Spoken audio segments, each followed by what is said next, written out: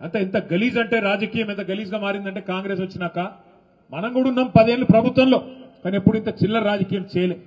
నల్లగొండ నియోజకవర్గం తిప్పర్తి మండలం ఎల్లమ్మగూడెం అనే గ్రామంలో సర్పంచ్ గా నామినేషన్ ఇస్తే మన సోదరుడు ఆయన పేరేముండేనే యాదగిరి గారు నామినేషన్ ఇస్తే ఆ సోదరుని బెదిరించినారు, ముందు కొట్టినారు, కాళ్ళ మీద ఏళ్ల మీద కనబడుతున్నాయి దెబ్బలు.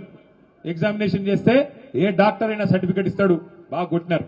కొట్టడమే కాదు, అయినా కూడా ఆ తమ్ముడు వినకపోతే కారులో వేసుకొని కిడ్నాప్ చేసి తీసుకొని పోయినారు.